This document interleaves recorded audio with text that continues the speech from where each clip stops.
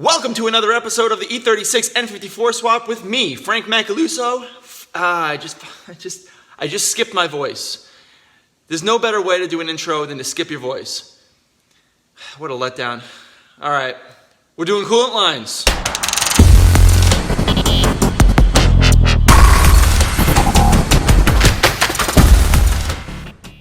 Let's start off with the reservoir. I'm going to slip this reservoir in here somehow. Mount it up. Let's talk about routing. The bleed line is going to come down. It's going to go across, and it's going to go right here. Also from the reservoir is going to come down from here, down, across, and it's going to go right into the cooling pump. I'll show you that from down below. The 1-inch hose that goes from the coolant pump and crosses over underneath the engine and goes to the heater core. That tube is going to go into this guy right here, and into the heater core, out the heater core, through the heating valve right here. And there's another hose right below these two that's just going to come out of there. That's going to come out of the heater valve in through this E92 hose, and that hose is going to end up clipping in to the underside of this. Upper radiator hose goes to the radiator, and the lower radiator hose goes from the pump to the lower radiator. That is the entire cooling system, and we're hooking it up today. Let's start with the reservoir. I want to fit it right in here, just like that. As you can see, I have an obvious obstruction here that's going to be pretty easy to cut out. I'm going to slip it right down below, and I'm going to easily make my mounts here, make sure that I clear that positive battery terminal. And this thing really should be sitting pretty. You can see that's where I need to hook up into the coolant pump. And that's where I like to do. And the wiring is going to end up sneaking right around into this little cubby hole where everything else will be located. There's a little shroud here you can put. So this is going to look pretty slick after I get all the wiring in there. And wiring's coming up soon, guys, so hopefully you guys have the patience to stay tuned and continue to watch the swap as I go through the wiring and tell you guys all about how I did it and how I get this thing started. I will get it started. I have no choice.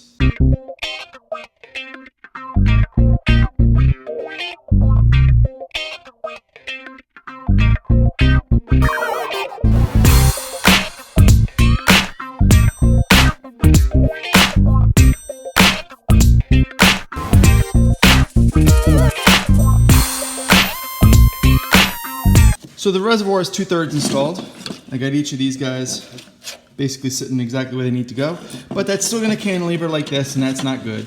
So on the back side of this, there is what looks to be a nipple for like a bleed line or something, but that is not what it is. It is just a mounting location, and you take this little rubber piece, push it in there, and you take some sheet metal and kind of hold it in just like that. That is exactly what I'm going to make right here, and that's going to prevent that cantilever action. So once I do that, this thing will be 100% involved.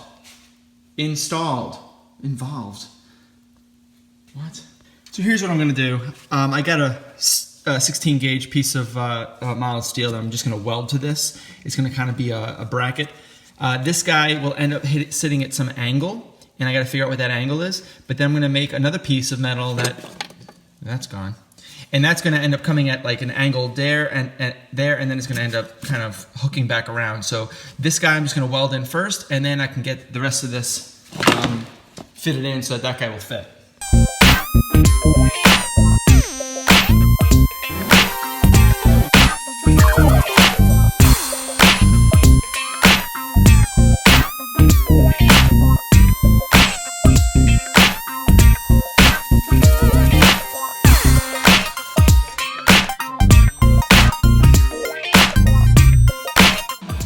You gotta grind and seam seal those welds.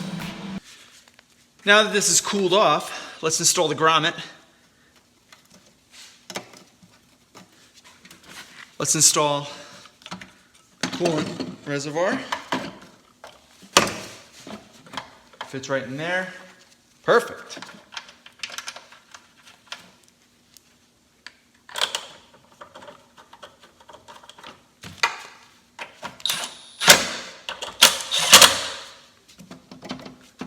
Perfect.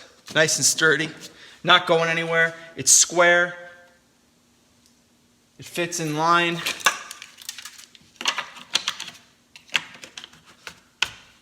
kind of sleek.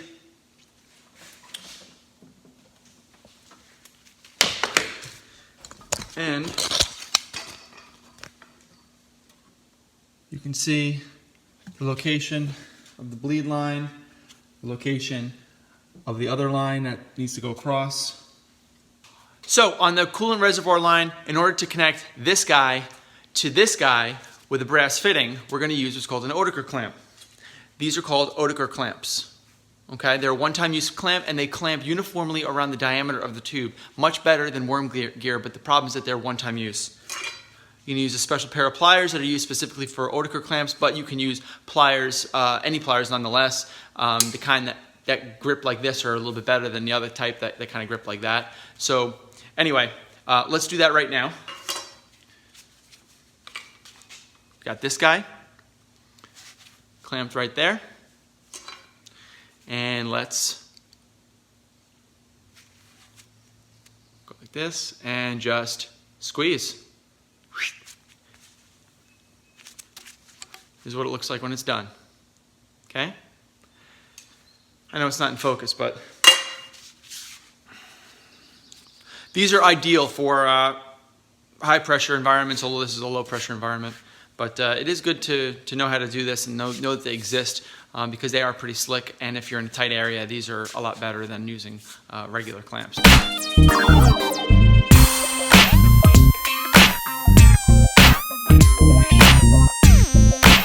Now the tube is complete, coming from the reservoir over to the pump. And I do need to make a bracket here to hold this in place, but that's gonna have to happen. That's gonna have to happen after I have it all installed. So the reservoir is installed. I need to do the bleed line and then the heater hose. For coolant bleed line to the radiator from the reservoir, I'm gonna end up using the existing E92 tube. And that tube will end up coming to like a plastic hard line here, and that'll end up coming right over to this corner where I'll use a 90-degree pre-bent bend, and I'll bring it right over the radiator to what I've decided to creatively use as my, this is a fuel hose from the E92. Really cool hose. It's just plastic basically, but you know, it's got a couple of bends in it, which is kind of nice. I'm just going to cut it where I need it and make sure that those bends end up matching. And where they'll match is right here. There's a 90-degree bend right here that'll end up going right to this little piece that I had constructed. Another little piece of fuel hose. And then use another Oetiker clamp to cut it off here and connect them just like that. So that's really going to be the logistics of it. So take a look and let's see how I do it.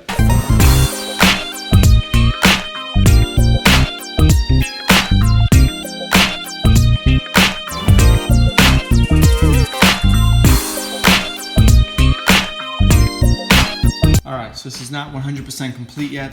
I put a clamp in here to hold it in. Tube goes down, goes here. This is why it's not 100% complete, because I'm not happy with that. Got to figure out a way to keep that separated. And then I got this guy going down to a couple of zip ties, and then it ends up curling around right into the hose. Which, by the way, this is not even 100% on. When it does go on, this will end up flexing just a little bit more. Now to install the 1-inch hose that goes from the coolant pump and crosses over underneath the engine and goes to the heater core. So this is from the E92. All right, this has the special hookup here on one side, and it has, well, I have it backwards. This just has a regular clamp hookup, and this guy has the special hookup. I'm actually gonna cut this half of this off because it just won't fit around the frame rail and the steering line. So I gotta cut that off anyway. But I did wanna say, hey, let's start somewhere, right? Like I said before. So what I'm gonna do is get this guy installed, just like that. And you can see here that these holes are just a little wider than the steering rack, but the steering rack M6s are perfect location. So I created these brackets. Okay, just a weld nut on one side and a through hole on the other, and that's going to help to relocate these mounting locations to mount onto the steering rack, connect to the coolant pump, cut off the line, and go straight up to the hose. For the heater core.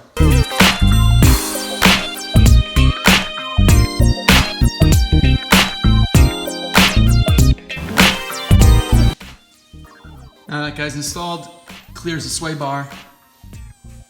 Mounts. This is pretty sturdy. Pretty sturdy. It is sturdy. What am I talking about? Pretty sturdy. This guy then clears the lower steering mount, and a hose will come out and it'll go around and through up there to the heater core. The next segment, which will be 2 segments, is basically your heater core wiring. One comes from the upper radiator hose, goes down over to the heater core to the firewall, and the other one comes from the coolant pump that goes down underneath the car. I showed you that earlier, and that goes up into the heater core as well. So let's do those 2 now. But before we do that, we need to take off the intake to get the access that we need. So let's take off that intake.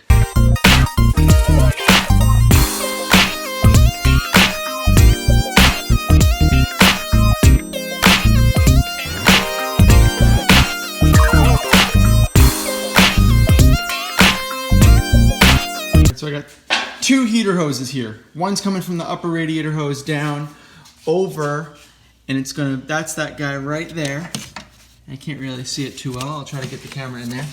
Ah, there you go. All right, so you gotta turn it sideways, but that bottom of, it's probably hard to see here, but you saw it before. It was that bottom of the heater hose there. I'll point it out in the video. That guy needs to go to this tube here, right? To the upper heater hose. And the one on the bottom is going to end up coming right here. Remember this guy we did? That guy is going to have a hose going out, up and in, over, and that's going to go right here. All right, so those 3 heater hoses have to have hookups, and that's going to go on the one all the way on the left, which is really tight as you can see, but I got a couple of ideas. I'll explain them in a second. This heater valve already has the E36 M30 hoses already hooked up to it. So that's going to be already set, so that's easy, and I don't have any interferences there. For that other hose, I've got a couple of ideas. These 2 guys might work. I'm going to have to cut them up and get them installed. Obviously, I'm not going to be able to fully install this as it is on the engine. I'm going to end up having to install it on final assembly, but the idea will be there. All right, so that lower radiator hose is hooked up to the heater valve. That guy is done. This guy is not done, and it won't get done in this episode. It will get done as far as you see it. The hose has been hooked up, very little interference to the air intake. It goes straight down. It'll end up coming down through, over the engine mount bracket, down below the alternator, and it will end up getting hooked up to the that bracket, that tube right there with a regular worm gear clamp instead of a Oetiker clamp.